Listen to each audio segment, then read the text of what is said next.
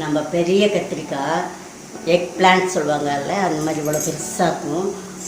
நம்ம நாட்டு கத்திரிக்காயோ நம்ம ஊர் கத்திரிக்காய் இல்லை, இது பெரிய பெரிய கடைகள்லாம் சூப்பர் மார்க்கெட்லலாம் கிடைக்கும். அதில் கட்லெட் பண்ண போகிறோம். அதுக்கு தேவையான பொருள் என்னென்னு இப்போ பார்க்கலாம். இந்த மாதிரி பாருங்கள், இவ்வளோ பெருசாக இருக்கும். இதை அப்படியே ரவுண்டாக கட் பண்ணி வச்சுருக்கேன். உப்பு 1 ஸ்பூன், மிளகுத்தூள் 1 ஸ்பூன், குழம்பு மிளகாத்தூள் 1 ஸ்பூன். குழம்பு மிளகாத்தூள் ஆப்ஷன், வேணுன்றவங்க போட்டுக்கலாம், வேணான்றவங்க விட்டுடலாம். நான் போடுறேன். தனி மிளகாத்தூள் 1 ஸ்பூன், 1 லெமன் ஜூஸ் பொழிஞ்சு வச்சுருக்கேன். ப்ரெட்டோட தூள் 1 கப் எடுத்து வச்சுருக்கேன். இந்த லெமன் கூட ஆப்ஷன் தாங்க. புளி வேணுன்றவங்க ஒரு கொட்டை புளி விட்டுக்கலாம், அது ரொம்ப டேஸ்ட்டாக இருக்கும். புளியை விட லெமன் பெட்டர்ன்றதால இந்த வெயில் காலத்துக்கு நான் லெமன் போடுறேன். அது உங்களோட இஷ்டம், புளியா லெமனான்றதை நீங்கள் டிசைட் பண்ணிக்கோங்க. பொரிக்கிறதுக்கு தேவையான எண்ணெய் அவங்கவுங்க யூஸ் பண்ணுற எண்ணெய் எடுத்துக்கோங்க. இதை தவாவில் போட்டு தான் நம்ம ஃப்ரை பண்ண போகிறோம். அதுக்கு முன்னாடி இது வேக வைக்கணும். எதில் எப்படி வேக வைக்கணும்னு காட்டுறேன். பாருங்க, இந்த உப்பை இது மேலே அப்படியே தூவிடுங்க. ரொம்ப ஈஸி, சீக்கிரமாக பண்ணிடலாம். நல்லாவும் இருக்கும். பசங்களாம் ரொம்ப விரும்பி சாப்பிடும். கட்லெட் மாதிரி சூப்பராக இருக்கும். இப்போ இந்த மிளகாத்தூளை அதே மாதிரி போட்டுருங்க. குழம்பு மிளகாத்தூள் போட்டுறேன், தனி மிளகாத்தூள் போடுறேன். இந்த லெமனை இது மேலே ஊற்றிடுறேன். எல்லாமே இதில் போட்டுருங்க. அதோட தான் லெமன் இல்லாத, புளி தண்ணி இல்லாத, கொஞ்சம் தண்ணியாக எக்ஸ்ட்ரா கொஞ்சம். இதை நான் மைக்ரோ ஓவனில் 2 பக்கமும் 5 நிமிஷம் வேக வச்சு எடுத்துக்கிறோம். நான் மைக்ரோ ஓவன் இல்லாதவங்க நீங்கள் கடாயில் கூட இந்த தண்ணியோடு அப்படியே போட்டு ஒரு ஆவி காட்டி வேக வச்சு எடுத்துக்கோங்க. அப்போ தான் அந்த உப்பு காரெல்லாம் இதில் சாரும். வெறும்ன எண்ணெயில் வச்சிங்கன்னா கொஞ்சம் ஹார்டாக இருக்கும். நல்லா உப்பு காரம் நல்லா அப்படியே தடவிட்டு நான் போட்டது மேலெல்லாம் கரெக்டாக வர மாதிரி தடவி வச்சுருக்கேன். அடியில் பாருங்கள், அப்படியே தண்ணி நிற்கிது. அந்த தண்ணியில் தான் வேகும். மைக்ரோவன் இல்லாதவங்க கடாயில் கூட இதை அப்படியே போட்டு கொதி வந்தவொடனே இறக்கிடுங்க. இப்போ நான் அவனில் வைக்கிறேன். 5 மினிட்ஸ் ஆயிடுச்சு. இப்போ திறந்து இது எப்படி வெந்திருக்குன்னு பார்க்கலாம். சூடாக இருக்கும், ஜாக்கிரதையாக எடுங்க. ஒரு பக்கம் வெந்துடுச்சு. இப்போ எல்லாத்தையும் திருப்பி போட்டு திருப்பி ஒரு 5 நிமிஷம் வேக வைக்க போகிறேன். சாஃப்டாக நல்லா வருது. அடியில் இன்னும் தண்ணி இருக்குது. இன்னும் 5 நிமிஷம் வச்சிங்கன்னா அந்த தண்ணி சரியாக இதோடையே சேர்ந்து வெந்துடும். இது பாருங்கள், எல்லாம் திருப்பியாச்சு. இப்போ திருப்பி 5 மினிட்ஸ் வேக வைக்க போகிறேன். நல்லா வேகணும். சாஃப்டாக வெந்த பிறகு நம்ம போட்டோம்னா நல்லா கிறிஸ்பியாக நல்லா வரும். உள்ளெல்லாம் வேகாமல் இருந்தால் நல்லா டேஸ்ட் நல்லா வராது. திருப்பி 5 மினிட்ஸ் வைக்கிறேன். நல்லா வெந்துடுச்சு. தண்ணியெல்லாம் அப்படியே இழுத்துடுச்சு பாருங்கள். நல்லா வெந்து சுருங்கியே வந்துடுச்சு. எடுத்து அந்த ஈரத்தோடையே எடுத்து அப்படியே இப்படி 2 பக்கம் மாவு எதுவுமே போட தேவையில்லை. நீங்கள் நல்லா இந்த ஈரத்தில் நல்லா ஒட்டிக்கும். உள்ள காரத்தோட உப்பு காரம் சேர்ந்து சூப்பராக இருக்கும். இந்த மாதிரி எல்லாத்தையுமே பண்ணி எடுத்துக்குங்க.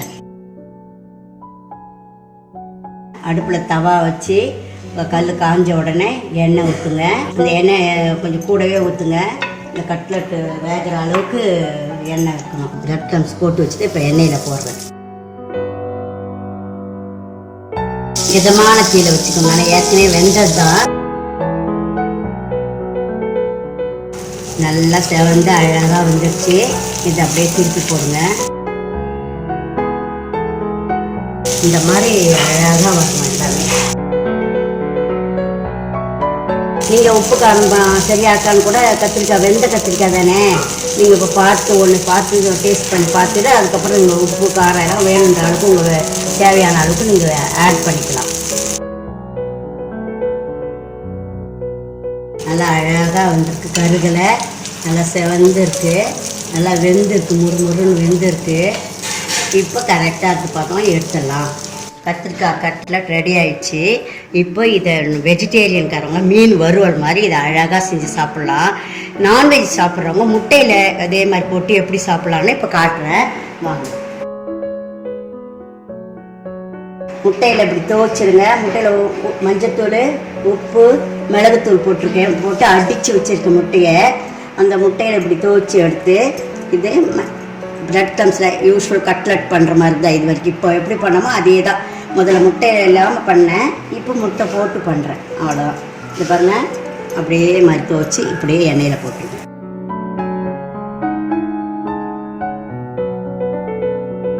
இந்த டேஸ்ட் பிடிக்கிறவங்க, முட்டை சாப்பிட்றவங்க, நான்வெஜ் சாப்பிட்றவங்க இந்த கத்திரிக்காயை இந்த மாதிரி அழகாக செஞ்சு சாப்பிடுவோம். திருப்பி போட்டிருக்கேன். முட்டையில் போட்டது கொஞ்சம் சீக்கிரம் வெந்துடும். அது மாதிரி கொஞ்சம் டைம் எடுக்காது. இது சீக்கிரம் செவந்துடும். டைம் தீயை மிதமாக வச்சுட்டு கரெக்டாக பார்த்து எடுத்துக்கணும். கத்திரிக்காவை வெஜிடேரியனுக்காக முட்டை போடாமல் மீன் வறுவல் மாதிரி செஞ்சு காட்டியிருக்கேன். இது வந்து நான்வெஜ் சாப்பிட்றவங்க முட்டைக்கு அதே தவாவில் எண்ணெய் போட்டு ஃப்ரை பண்ணி வச்சுருக்கேன். இது நல்லா ப்ளஃபியாக நல்லா வந்திருக்கு. சூப்பராக இருக்குது. இந்த மாதிரியே ட்ரை பண்ணுங்கள். பாதி அப்படி பண்ணுங்கள், பாதி இப்படி பண்ணுங்கள். இல்லை எல்லாமே இப்படி உங்களுக்கு பிடிச்சதுன்னா அப்படி செஞ்சு பாருங்கள்.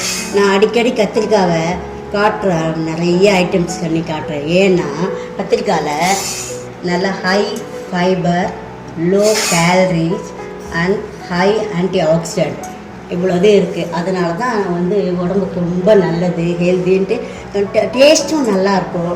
நமக்கு நல்லா கிடைக்கிற பொருளாக இருந்தாலும் தான் நான் கத்திரிக்காய் நிறைய தடவை செஞ்சு காட்டியிருக்கேன். இப்போ நீங்கள் செஞ்சு பார்த்துட்டு எப்படி இருக்குன்னு கமெண்ட் சொல்லுங்கள். உங்களோட கமெண்ட் எதிர்பார்த்து. இந்த வீடியோ பார்த்ததற்கு நன்றி. இந்த ரெசிபி உங்களுக்கு பிடிச்சிருந்தா லைக் பண்ணுங்கள், ஷேர் பண்ணுங்கள். என்னுடைய சேனலுக்கு சப்ஸ்கிரைப் பண்ணுங்கள். பெல் பட்டன் அழுத்துனீங்கன்னா புதுசாக அப்லோட் பண்ணுற வீடியோ உங்கள் நோட்டிஃபிகேஷனுக்கு வரும். உங்களுக்கு புது ரெசிபீஸோ இல்லை ஏதாவது கொஷின்ஸோ இருந்தால் கமெண்ட் செக்ஷன்ஸில் கொடுங்க. நன்றி.